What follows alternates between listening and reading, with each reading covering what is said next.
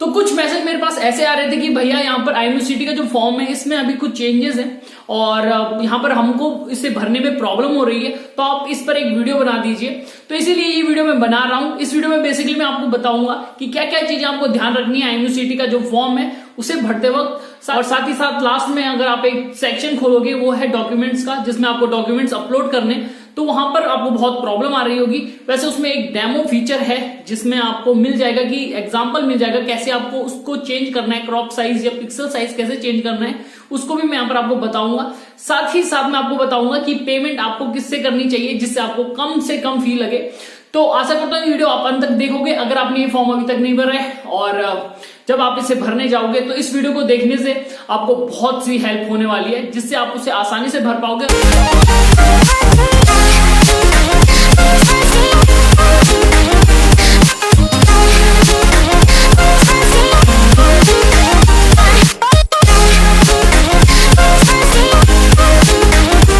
So hey guys, what's up? This is AJ and today in this video we are going to talk about how to fill IMUCT form। और जब मैं बात करता हूँ ना IMUCT form की, तो एक चीज आपको यहाँ पर ध्यान रखना है, ये फेब बैच का IMUCT है। इसमें बेसिकली स्पॉन्सर्ड कैंडिडेट्स के लिए ये IMUCT होता है, तो आपके पास स्पॉन्सरशिप होना जरूरी है। और इस टाइम पे कुछ चेंजेस हैं, जैसे कि आप फोटोग्राफ सिग्नेचर डालोगे तो उसमें भी कुछ चेंजेस है, वो मैं आपको आगे बताऊंगा। लेकिन अब यह स्पॉन्सरशिप होना जरूरी है अगर आप इस फॉर्म को भर रहे हो, और स्पेशली अगर आप SCI/MTI के लिए नहीं जा रहे हो, ठीक है। अदरवाइज अगर आप जा रहे हो एंग्लो ईस्टर्न के लिए, आप जा रहे हो ग्रेट ईस्टर्न के लिए, IMI के लिए, सिम्स के लिए, तो आपके पास स्पॉन्सरशिप होना जरूरी है, तब आप इस फॉर्म को भर सकते हो, ठीक है। तो इसमें बेसिकली 4 सेक्शन है, वो आगे मैं आपको डिस्क्राइब करने वाला हूं उन चारों सेक्शन को। तो सबसे पहला सेक्शन है वो है पर्सनल डिटेल का सेक्शन। इसमें आप बेसिकली आपकी जो पर्सनल इंफॉर्मेशन है वो आपको भरनी है, जैसे कि आपका नाम हो गया, और सबको आपको सही सही भरना है, ठीक है, कहीं गलत मत भर देना। आपका नाम हो गया, डेट ऑफ बर्थ हो गई, आपका फोन नंबर और ईमेल आईडी एड्रेस हो गया। अब ये चीज आपको यहाँ पर ध्यान रखनी पड़ेगी, जो आपका ईमेल एड्रेस है और फोन नंबर है ना, वो अपना ही डालना, पर्सनल डालना, जिसमें आप एक्टिव हो, ठीक है। क्योंकि जो भी इंफॉर्मेशन आएगी, जो भी आपका यूजर नेम आएगा, लॉगिन आएगा, वो सारा यही आएगा, ईमेल आईडी पे आएगा। अगर आप कहीं दूसरे की डाल देते हो या अपने घर वालों की डाल देते हो तो और थोड़ा प्रॉब्लम हो सकती है, तो अपनी ही डालना। और फिर इसके बाद आपकी कैटेगरी का एक सेक्शन होता है, और उस सेक्शन को ना थोड़ा सा अच्छे से डालना। मतलब अगर आप जनरल हो तो जनरल डाल देना, उसमें कोई प्रॉब्लम नहीं है, ठीक है। लेकिन अगर आप जनरल EWS डालते हो, आप OBC NCL डालते हो, आप SC ST डालते हो, तो उसके लिए आपको सर्टिफिकेट प्रोड्यूस करने पड़ेंगे। और सर्टिफिकेट प्रोड्यूस करने का मतलब है कि अगर आपके पास वो सर्टिफिकेट नहीं है तो ये आपका रिजेक्ट हो जाएगा। अगर आप सिलेक्ट भी हो गए ना तो बाद में रिजेक्ट हो जाओगे। तो इस चीज को थोड़ा सा ध्यान में रखना कि जो भी कैटेगरी आप डालोगे तो उसका आपका सर्टिफिकेट होना जरूरी है। जो दूसरा सेक्शन है वो है एड्रेस का सेक्शन, ठीक है। और ये सिंपल है बहुत, वैसे आप खुद ही भर दोगे। लेकिन एक चीज जो मैं आपको बताना चाहूंगा, आप क्या कर सकते हो, आधार कार्ड वाला एड्रेस डालो, क्योंकि परमानेंट एड्रेस और कॉरेस्पोंडेंस एड्रेस होता है उसमें। तो परमानेंट एड्रेस जो भी आपका वो डाल देना। अदरवाइज अगर आपको नहीं, अगर कहीं रेंट पे रह रहे हो तो ऐसा कुछ है तो आप आधार कार्ड का डालो, जिससे बाद में आपको कोई प्रॉब्लम ना हो, ठीक है। और कॉरेस्पोंडेंस में भी वही सेम कर देना, ठीक है। तो यही है दूसरा सेक्शन, और ये काफी इजी होगा आपको भरने के लिए। नाउ अब हम बात करते हैं जो तीसरा सेक्शन है, ठीक है, वो है आपका एजुकेशन क्वालिफिकेशन का सेक्शन। और इस सेक्शन को आराम से भरना, ठीक है, अच्छे से भरना। क्यों? क्योंकि यहाँ पर थोड़ा सा आपको ये चीजें ध्यान रखनी होगी। जैसे आपका 10th की जो मार्कशीट है, ठीक है, पहले इसको एक बार चेक कर लो और उसकी सारी डिटेल्स भर दो। अब जो CBSE बोर्ड वाले हैं उनको मिलता है CGPA में, ठीक है। तो CGPA में उसको जितना भी CGPA आपका होगा उसको 9.5 से इंटू करके एक बार परसेंटेज में निकालना, और फिर परसेंटेज से जो भी है, ठीक है, वो डिटेल्स डाल देना।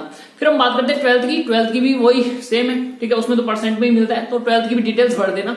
इसमें जो चीज आपको ध्यान रखनी है कि अपना रोल नंबर अच्छे से डालना और सारी जो भी डिटेल्स है सारी डालना, अदरवाइज आपका वो सेव नहीं होगा, ठीक है। मतलब सारी डिटेल्स होनी चाहिए, और जैसे ही आप उसको मतलब भर दोगे फिर वो सेव हो जाएगा। अदरवाइज अगर आपने किसके पास कोई और डिग्री है, जैसे आप BSc या कोई डिप्लोमा है आपके पास, तो उसकी डिटेल्स भी डाल सकते हो।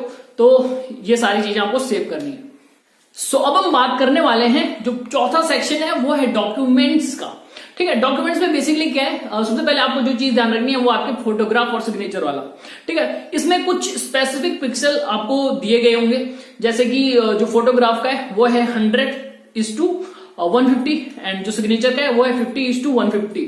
तो आपको क्या करना है, वैसे यहाँ पे एक नीचे में ना एक कुछ आप अगर क्लिक करोगे, डेमो कुछ ऐसा है, तो उसको क्लिक करोगे तो आपको पता चल जाएंगे स्टेप्स क्या है उसके, कैसे आपको करना है। MS पेंट पे उसे ओपन करना है, वो आपकी फोटो के सिग्नेचर हो गया, उसको क्रॉप करके, ठीक है, उसके पिक्सल साइज है वो करके, और फिर आपको सेव करके देन अपलोड करने। और बस बगल में स्टेप टू स्टेप दिए गए हैं जिससे आपको हेल्प हो जाएगी। लेकिन जो पहली बार कर रहा होगा उसको थोड़ा प्रॉब्लम हो सकती है, ठीक है, जिनको ज्यादा नॉलेज नहीं है थोड़ा प्रॉब्लम हो सकती है, लेकिन स्टेप टू स्टेप देख लेना।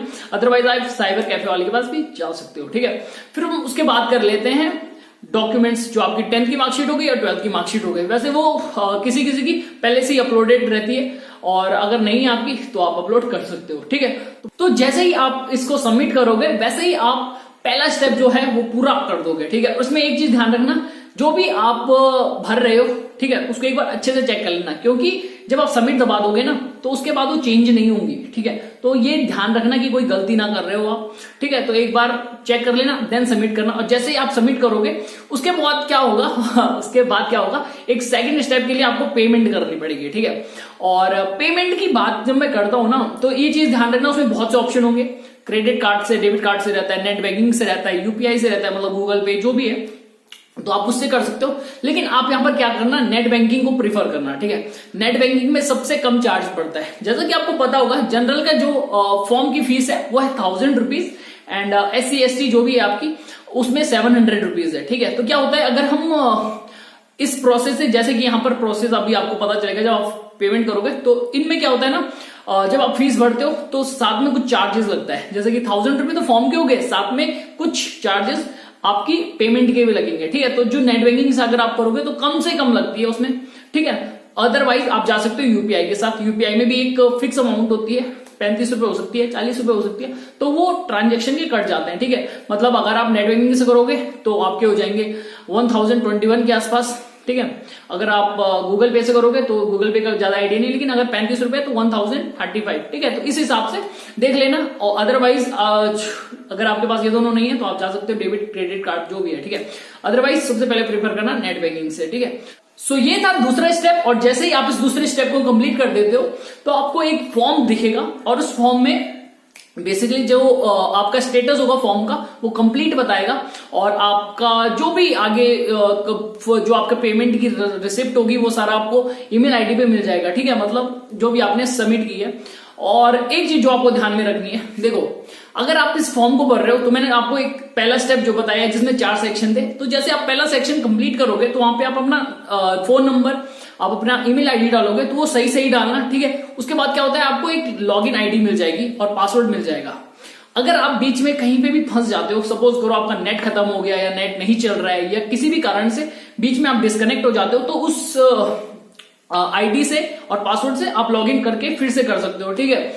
और ये चारों सेक्शन अलग अलग है, मतलब एक सेक्शन अगर सेव्ड है तो अब बीच में कट भी गया ना कनेक्शन तो कोई आपको प्रॉब्लम नहीं होने वाली है, आपको डायरेक्ट सीधे सेकंड थर्ड फोर्थ भरने हैं, ठीक है। और साथ ही और यदि आपका जो पेमेंट सेक्शन है वहां पे थोड़ा सा प्रॉब्लम हो गई, मतलब आप पेमेंट नहीं कर पाए, तो फिर से वही लॉगिन आईडी आप फिर से डालो और उसके बाद आप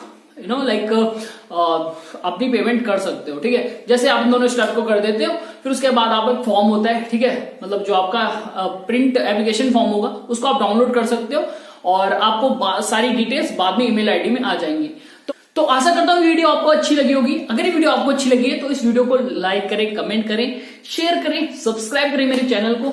और अगर आपको अपडेट्स चाहिए IMU-CET से रिलेटेड, स्पॉन्सरशिप से रिलेटेड, या कुछ डिफरेंट चीजें जैसे कि सीट्स कैसी हैं, परसेंटेज ऑफ प्लेसमेंट कैसा है किसी कॉलेज का, तो आप फॉलो कर सकते हो मेरे इंस्टा अकाउंट को, मेरे पर्सनल वाले को भी और दूसरे वाले को भी, ठीक है, जिसमें मैं डालता हूँ ये सारी चीजें, तो उससे आपको इंफॉर्मेशन मिलती रहेगी। तो यही थी वीडियो, और मिलते हैं अगली वीडियो में।